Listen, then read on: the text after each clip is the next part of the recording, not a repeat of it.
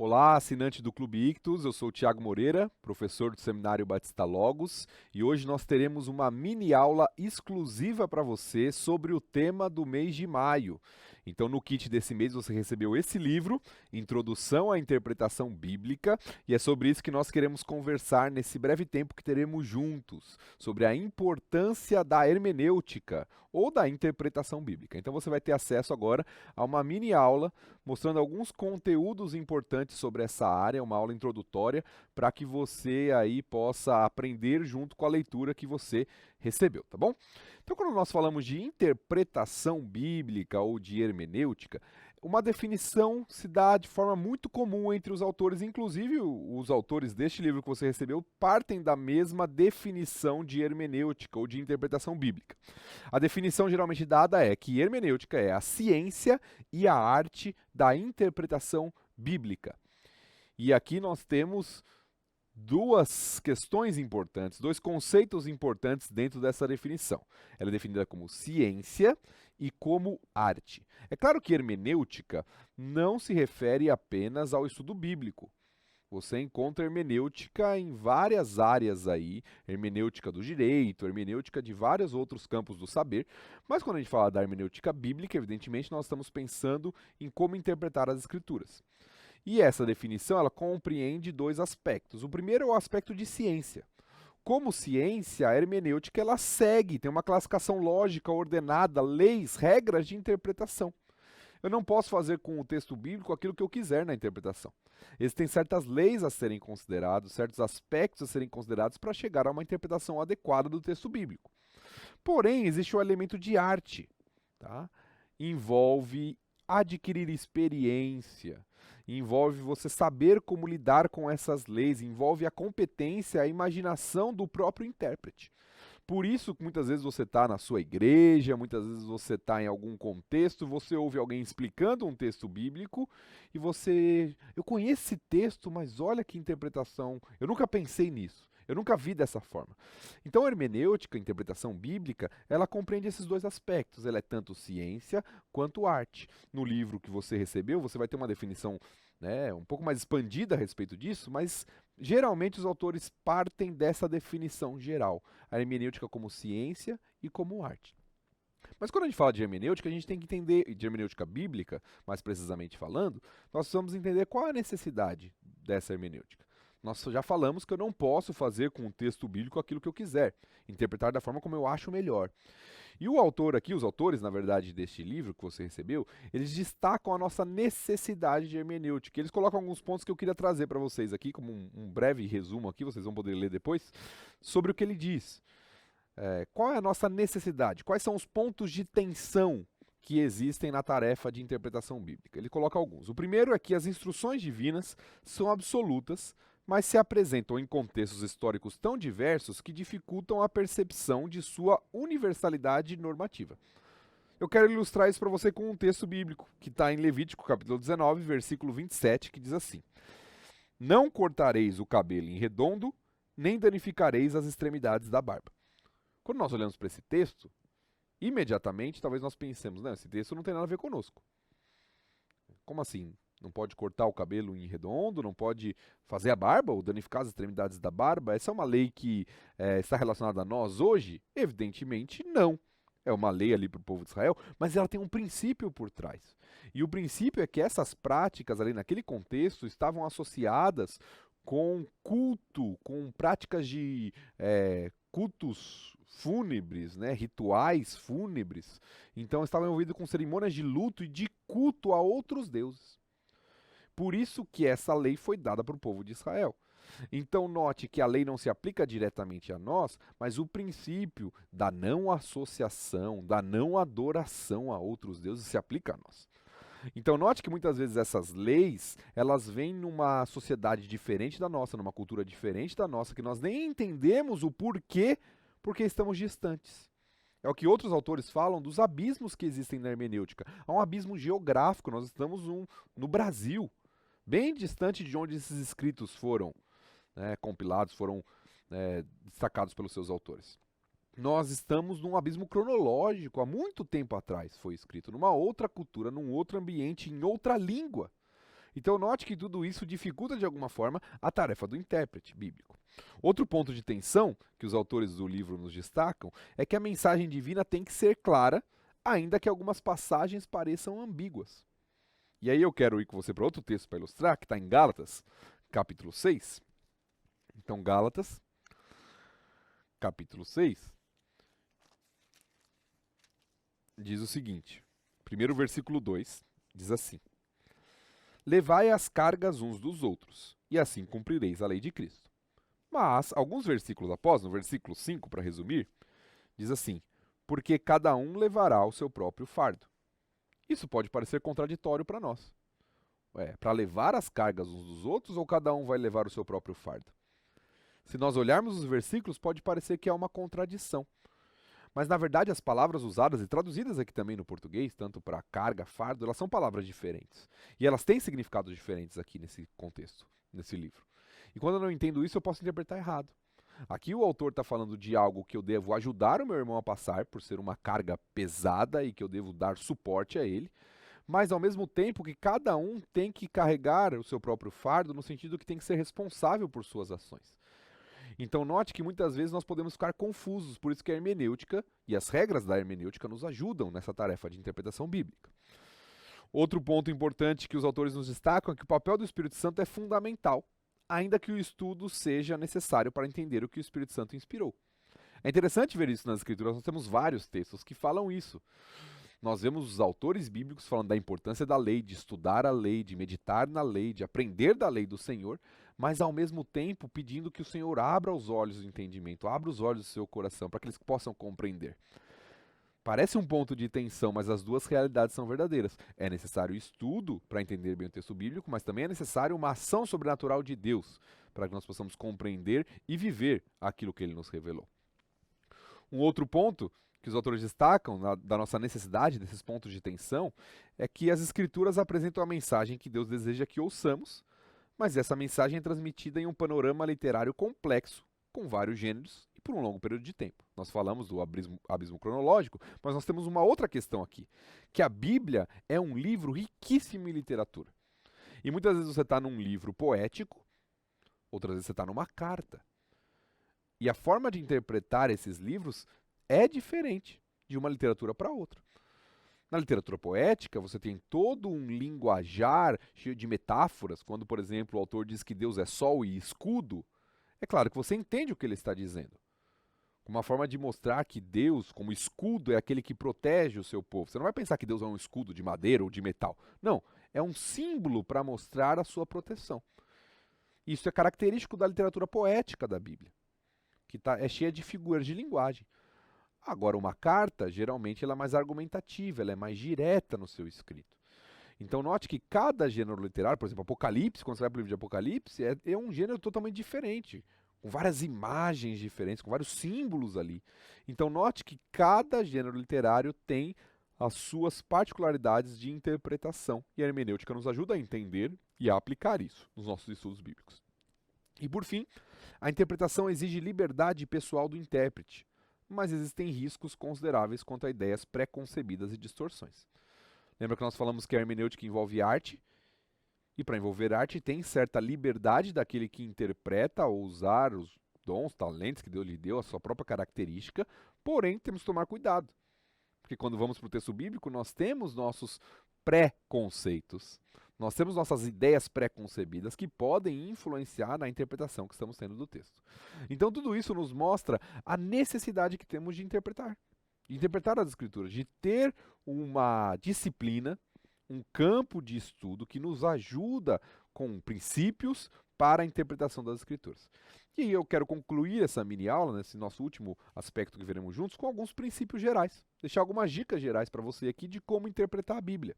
E é claro que você tem muito recurso aqui no livro que você recebeu, e que vai ter um capítulo, por exemplo, para cada tipo de literatura, como nós falamos aqui. Você vai poder ler sobre como interpretar cartas, sobre como interpretar os evangelhos, sobre como interpretar as profecias, os textos poéticos da Bíblia. Então você vai ter tudo isso aqui no livro, mas eu quero dar alguns princípios gerais para concluirmos a nossa mini aula. O que nós fazemos quando estamos diante do texto bíblico? O que é importante? Quais dicas nós podemos dar para você interpretar bem a Bíblia? A primeira é examinar o contexto do livro que você está estudando. Então imagine que você está lendo uma passagem, a gente leu aqui algumas passagens, está lendo uma passagem, por exemplo, no livro de Gálatas. Você precisa saber o contexto desse livro. O que está acontecendo lá para que você entenda bem o que o autor está dizendo. O primeiro passo é saber quem é o autor, inclusive. Quem é o autor do livro? E qual a importância dele na história bíblica? Então nós sabemos que o autor do livro de Gálatas é Paulo.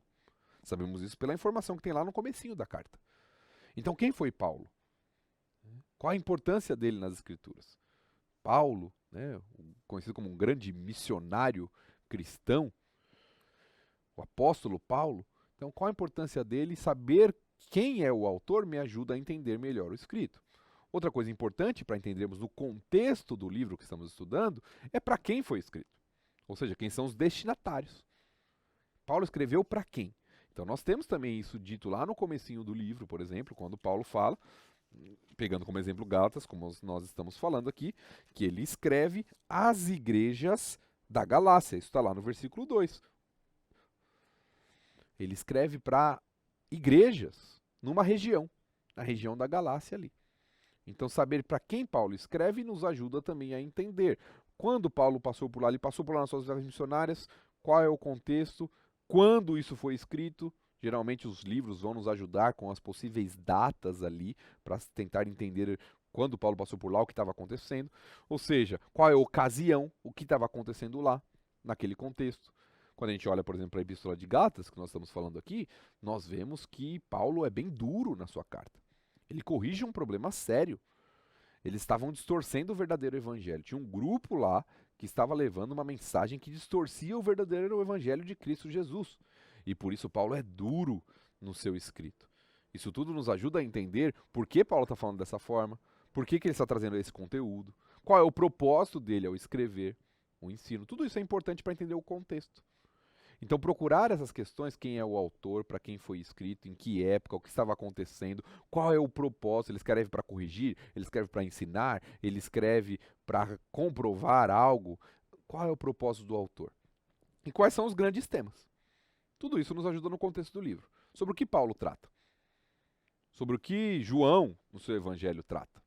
Ou nas suas cartas, sobre o que Isaías trata no seu livro. Então, quais são os grandes temas tratados? Tudo isso ajuda eu a entender melhor o texto bíblico. Essa é a primeira grande regra de interpretação aqui, examinar o contexto do livro. A segunda grande regra de interpretação é examinar a literatura. Nós falamos do contexto e agora falamos da literatura. Que tipo de literatura é? No caso de Gálatas, é uma carta. Então, quais são os elementos que nós temos em uma carta? Nós temos a saudação lá no começo, né? Nós temos lá no final a despedida, nós temos o conteúdo, o argumento, nós temos a parte prática de aplicação. Quais são os elementos que nós temos em uma carta? Como eu consigo entender? Ela é argumentativa? Ela vai sendo desenvolvida por meio de argumentos? Agora, se eu estou num livro poético, quais são os elementos de uma poesia? Metáfora, figura de linguagem, paralelismo, tudo isso faz parte de examinar o tipo de literatura. Então, que tipo de literatura eu estou lendo? Porque se eu não entender isso, eu posso errar na minha interpretação. Se eu não entender o tipo de literatura, eu posso entender o texto de maneira equivocada, às vezes até inversa do que o autor queria me ensinar, do que o autor bíblico está querendo nos passar. Também é importante você ter uma visão geral do livro que você está estudando. Então, uma estrutura, o que muitos vão chamar de esboço. Em bons livros de introdução, de panorama, até boas bíblias de estudo, você vai ter uma introdução ao livro. E aí vai estar dividido num esboço lá. Você conseguir compreender como o autor trata diversas questões dentro do livro é importante nesse esboço. E até a passagem específica que você está estudando. Essa passagem aqui, ela fala do quê? Quais são os personagens que estão lá? Quem está falando? Para quem está falando? Qual é o cenário? Onde está acontecendo isso? Tudo isso me ajuda a entender o texto bíblico. Então, segundo conselho. Primeiro, examine o contexto. Segundo, examine a literatura, o tipo de literatura que você está estudando. E o terceiro, examine o texto em si. Então, olhe para as palavras, para os elementos que fazem parte do texto. Entra um pouquinho até do conhecimento da nossa própria língua, nós que estamos lidando com a tradução aqui em português. Se você tem conhecimento das línguas originais, melhor ainda. Mas se não, você que está lidando com o português, entender o que é um verbo. Quais são os elementos aqui do texto? Qual é o tempo verbal que está sendo usado? Qual é o modo? Está no imperativo? É uma ordem? Está no indicativo? entender tudo isso ajuda a interpretar o texto. Ah, isso aqui é uma ordem. Não, isso aqui é uma possibilidade. Isso aqui é uma condição. Tudo isso me ajuda a entender melhor o texto. Entender também o significado das palavras. Esse é um erro muito comum na interpretação bíblica. Às vezes as pessoas falam assim, essa palavra significa isso na Bíblia. E isso pode ser muito perigoso, porque uma palavra pode ter vários significados. Quero te dar um exemplo. A palavra carne na Bíblia significa o quê? Depende do contexto. Carne pode se referir ao nosso corpo humano, né? Quando fala, por exemplo, que o Verbo se fez carne, Jesus Cristo, ele encarnou, né? Ele se tornou humano. Carne pode se referir à natureza pecaminosa, né? Os desejos da carne. É usada assim.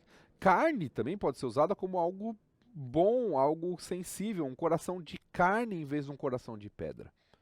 Então note que a mesma palavra na Bíblia, e é a mesma palavra inclusive no texto original, pode ser usada em contexto diferente e ter significados diferentes. Então note que nós interpretamos palavras em meio ao seu contexto. O que elas querem nos ensinar, o que elas querem nos mostrar naquele contexto.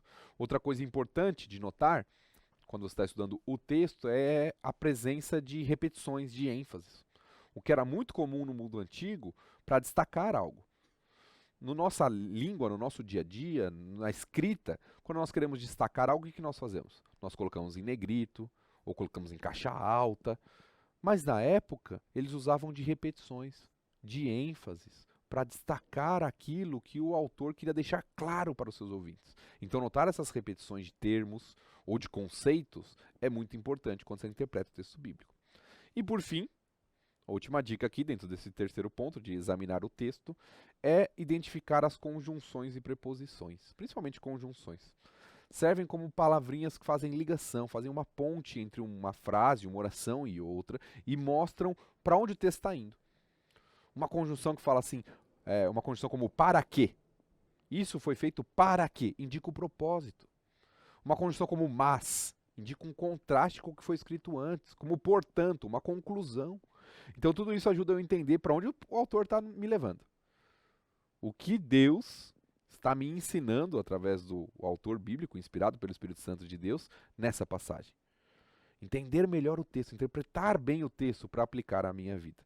E por fim, além de examinar o contexto, a literatura, o texto, eu diria que é o último exame hermenêutico aqui, geral, né, dessas regras gerais que estou passando para vocês, é o contexto teológico, ou a teologia do texto. E isso agora nós estamos pensando em algo mais amplo. Nós olhamos para o contexto daquele livro, nós olhamos para o tipo de literatura, nós olhamos para a passagem que estamos estudando, mas nós precisamos olhar para o todo. Qual a importância dessa passagem que eu estou estudando para a teologia bíblica como um todo? Essa passagem ela é repetida, ela é citada em outro lugar, ou ela é baseada em alguma passagem do Antigo Testamento, por exemplo? Qual é a contribuição teológica que essa passagem traz? Qual é o tema que ela está abordando? Está falando sobre a justificação pela fé? Está falando sobre santificação? Está falando sobre a igreja? Está falando sobre o quê? E como isso enriquece a teologia bíblica para aquilo que eu coloco em prática na minha vida? Para a gente concluir a nossa mini aula, eu queria deixar claro para você uma coisa. Todo esforço na interpretação bíblica e interpretar a Bíblia muitas vezes exige esforço da nossa parte, de fato.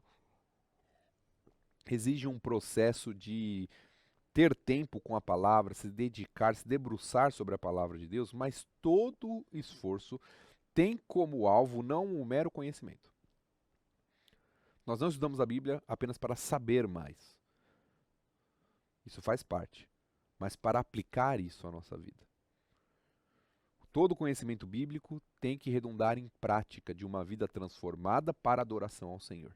Então, meu desejo para você que está assinando aí o Clube Ictus, o Plano Bíblia, é que a palavra de Deus seja não apenas estudada por você, interpretada, mas vivida a cada dia. Que você possa aplicar os princípios e as verdades da palavra de Deus, para que sua vida seja transformada, santificada, para que você honre ao Senhor com a sua vida e essa interpretação bíblica te leve para mais perto do Senhor. Esse é o meu desejo, que Deus te abençoe e até a próxima.